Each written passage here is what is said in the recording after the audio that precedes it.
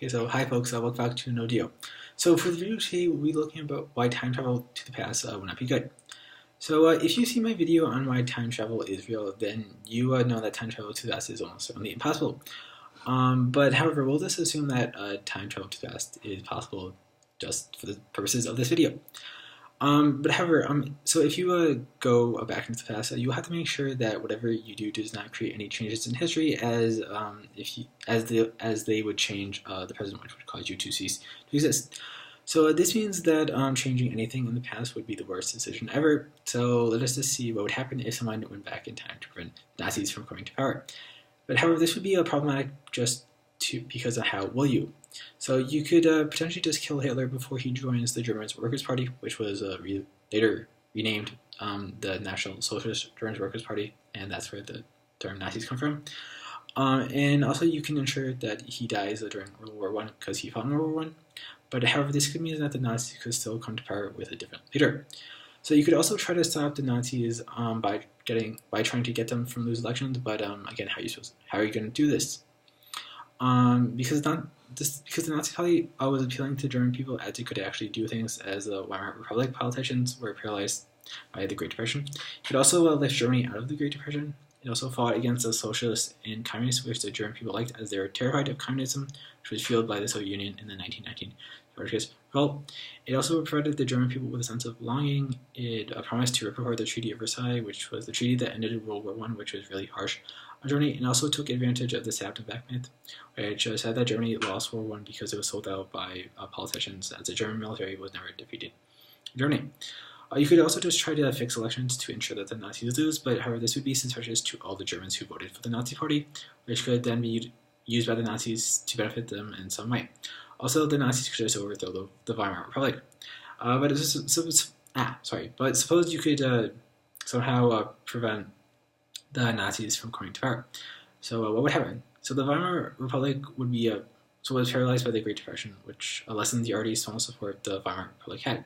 Freikorps, I think that's how you pronounce it, but which were right-wing paramilitary groups who fought against socialists and communists, contributed to the instability of the Weimar Republic, which was not good.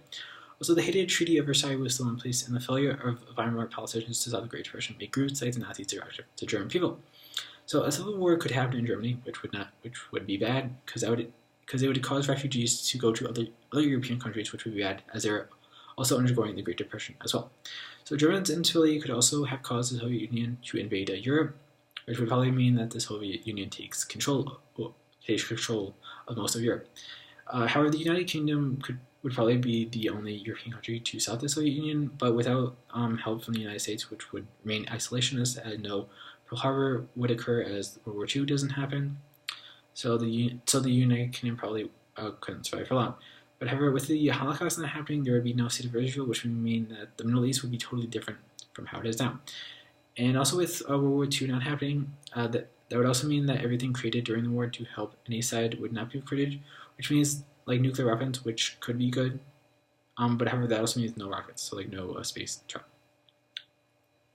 But no World War II means no Cold War, so there would be no space race, so no satellites, no probes, and no man on the moon in 1969.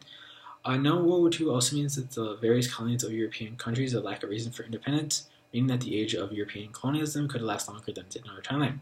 However, if the Soviet Union invaded Europe, then that would mean that the age of European colonialism would actually end sooner than it did in our timeline, as the Soviets did not like colonies, as they liked classless societies. Also, Korea would probably remain a Japanese colony until it became independent, or if it ever would become independent. So that means no North Korea, but that also means no South Korea. So that also means no Korean War. Also, the Vietnam War would not happen, although the first Indochina War could still happen. And also, China could become a democracy, as the Russian invasion of Japanese-occupied Manchuria assisted the Chinese communists, as the Soviets essentially just gave all the equipment they captured from the Japanese to them. Our knowledge of human bodies would be less than it is today, as there would be no Unit 731 to conduct horrific tests on human beings, so knowledge required during those tests would not be known. And also, without German support, a German Franco side could lose the Spanish Civil War, meaning Spain never becomes fascist. The United States would probably still get into conflict with the Soviet Union, so a Cold War could still happen, but it would occur later than it did in our timeline. Also, Japan would probably not be the technological marvel that it is now, as its occupation by American troops after World War II was somewhat responsible for starting it. Fascism could still exist as it was created in Italy, but there would probably be no fascists in the present day. And white supremacists would still exist, but without the Nazis' methods, there would likely be less of them. Modern history would probably be very different than it was in our timeline, so the present would be completely unrecognizable.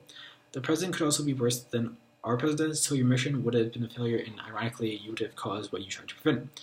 So also, you would almost certainly cause yourself to cease to exist, which creates a paradox, which could potentially do something. So, however, the worst thing that would happen would be that the universe would not exist, or it would be delayed because of the later potential Cold War. So this shows that this shows that even the worst things to happen in our timeline turned out to be good in the future. So this means that the present, even with all its problems, isn't necessarily the worst timeline. Okay, so that's it for today's video. So bye.